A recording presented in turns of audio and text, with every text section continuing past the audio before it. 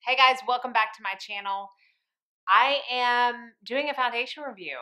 What? I feel like I haven't done a foundation review in a very long time. So let me first say, sorry about that. I usually don't go this long without trying a new foundation. I think I have been so just in love with the ones that I'm currently using and not that inspired by the ones that have come out that I haven't gotten many new ones. However, I purchased this one before it went viral and before it sold out everywhere. This is the KVD Good Apple Skin Perfecting Foundation Balm. I had it for probably over a week before I even used it, and I have now used it enough times to be able to do a solid review. So yes, it went viral and it's still pretty much sold out unless you happen to be one of like 4 shades, at least on Sephora. Now, I don't know if you're able to get this anywhere else. That it's not sold out, I will link it down below. This only has 3 stars with 192 reviews. Now, I have not gone through the reviews to see why people aren't liking it because I did not want this to be biased in any way, shape, or form. And I also have not watched any YouTube videos reviewing this foundation because I knew I wanted to review it. This claims to be full coverage. It claims to have a matte finish. It is a cream formula. It has apple extract that nourishes the skin, sodium hyaluronate to hydrate the skin. It's non-comedogenic. It minimizes the appearance of pores and gives skin a smooth, healthy look. The non-cakey flashback-free formula quickly covers blemishes and discoloration for a speedy confidence boost. It does come in a compact with no mirror so that it is recyclable, which I love. It is $38 for 0.35 ounces, which is the typical amount of cream foundation that you get in a stick, especially. Looks like it comes in 38 shades, and I am in the shade Medium 045, which says for medium skin with neutral peach undertones. So I have nothing on my face except a little bit of corrector under my eyes. I'm going to zoom you in, and we are going to apply this foundation. Okay, so this glow that you're seeing in my skin is just my normal skin, especially after skincare. And again, I don't have anything but skincare on my face. So it does say to either use a sponge or a brush and to use patting motions while applying this. And I will go ahead and tell you, I have tried it with different brushes and I've tried it with a sponge, and I very much prefer it with a sponge. Very much. So I'm going to take my e.l.f. Beauty Sponge and I'm going to take it and press it into the foundation to get some on the sponge and press it into the skin.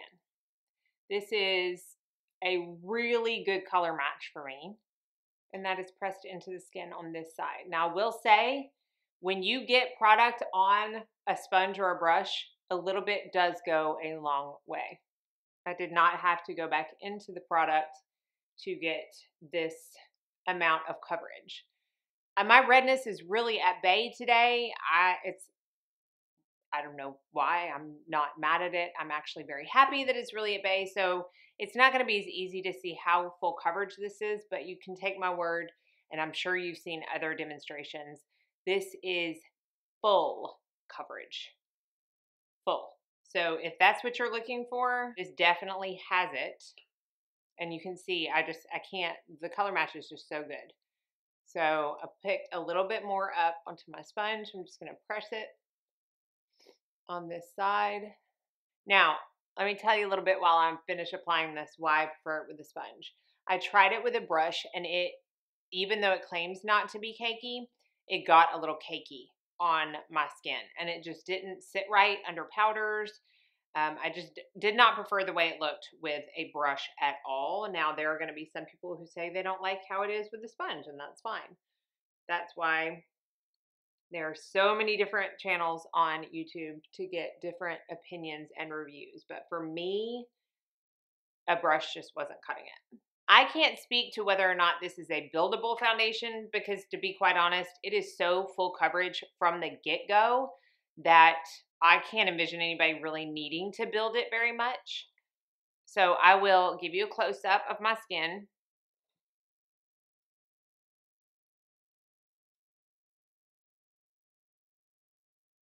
There's one thing I don't necessarily agree with. I don't think this is a matte finish. Now, I don't necessarily think that I look any glowier than I did when I first applied it. So I don't think it's a luminous finish by any means, but it certainly did not mattify my face. You can still see that glow from my skincare coming through. So I don't agree with that claim. However, I do agree with the fact that this is super duper full coverage. So let me finish up my makeup real quick so you can see how everything lays on top. Okay, makeup is complete. I did use the By Terry Hyaluronic Pressed Hydro Powder to set the foundation. Now my microphone is right above me.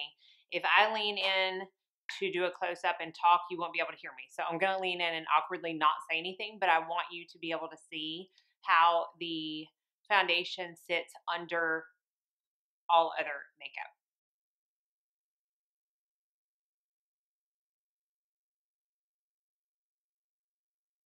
Okay. I'm going to wait and reserve my final thoughts until a check-in. I do feel like this foundation in particular warrants an all-day wear and check-in. It is currently 8:02 in the morning, so I've had this on from about 7:45, and I will wear it until I just want to wash my face tonight. And before I do that, I will check in, and at that time, I will show you how it wore throughout the day, and I will also give you my final thoughts. So stay tuned for that. For me, in 8+ hours. For you, in 1 second. Okay, review time. It is currently 5:45, so I have had this foundation on for 10 hours. Now, before anybody says nobody wears foundation for 10 hours, because I've gotten that comment before, I most definitely do. In fact, I wear it most times up to 16 hours, and that is what signals a good foundation for me, something that's going to last that long. If I have a foundation that lasts all of 5 hours looking good on me, it's not a win. So 10 hours, I have some thoughts on this one. I'm moving my microphone along with me, so hopefully this works, but I want you to see I have not touched it. I have not put a single bit of powder on it. I haven't touched a sponge to my face. I haven't even looked at my under eyes. They're probably pretty bad right now too, but I have not done a single thing to the skin all day long. Final thoughts on this. I only like it with this powder, and that's unfortunate. I have tried it with many different powders, and I could not stand it with anything else. And the reason I couldn't stand it is because it is the farthest thing from a matte foundation on my skin. And when I used any other powder, within maybe 2 hours, I was a greasy, oily mess. Now, there are a couple other foundations on the market where this is the case. The La Mer foundation does that to me. The Too Faced Born This Way does that to me, where it doesn't matter really anything that I use with it, I am going to look like a grease ball by the end of the day. And I don't think I prefaced the video with saying that I'm 40 with normal to sometimes dry skin. I do not have oily skin, okay? So there is no reason a foundation should look like a grease ball on me, especially one that's marketed as a matte foundation. With any other powder, this foundation looks like a grease ball on me. So when I used it with this powder, and by the end of the day, when I didn't look like a grease ball, I was happy. However, only having one powder that works with the foundation does not a good foundation make, in my opinion. Another thing that I feel like happened with almost every powder was polka dot pores. I do not have extremely large pores. As a rule, I don't really have an issue of needing to fill them in with primers or having only certain foundations work on me and my skin because of my pores. It's just never really been a thing that I have to deal with. However, by the end of the day, on other days, I have very prominent looking pores on top of looking greasy. Not a good look. I mean, it's not a good look. I just could not wait to wash it off my face every other day that I used it, except with this By Terry powder.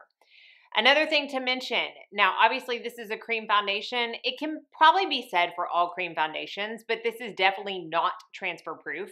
So if you are someone who has to wear a mask all day or who talks on the phone all day, it's probably not going to be the best foundation for you. The days that I did have to go out and about and I wore a mask when I was wearing this foundation, it was pretty prominent that it came off on my nose after only, probably 30 minutes under a mask. So for people who have to wear it 8+ hours a day for work, it's definitely not one you're going to want to go for.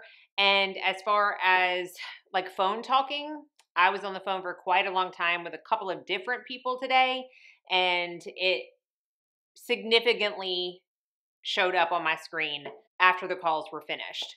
So definitely not transfer proof. Again, I'm not saying that that's not pretty par for the course for other cream foundations as well, but this one is a pretty bad offender. And I would say probably the worst of all the cream foundations that I have used in that category of transfer, at least on me. You definitely don't need to use a lot. I think that probably other people who may or may not be saying they don't like this are using way too much. Again, I can't say enough how much I think a beauty blender is the way to go. If you have this foundation and have not tried it with a sponge, please do so, because it made a huge difference in the way it looked on my skin. But I will say, even using a beauty blender, I still got the polka dot pores and I still got the greasy look with any other powder. So I would say, all in all, I'm not a fan of this foundation. To me, in order for a foundation to get a thumbs up from me, I need to know that it's going to work with more than one powder. I really don't want it to be picky about what products that it works with.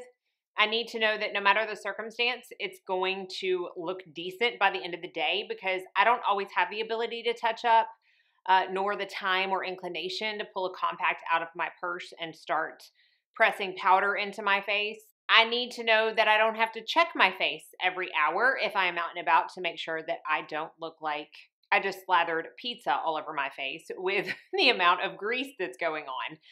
I don't know if it's some kind of ingredient that is within all of these foundations that have done that to me in the past, but to me, the claim of matte is completely false. So I can't sit here and say I think it will look or work great for this skin type and not this skin type.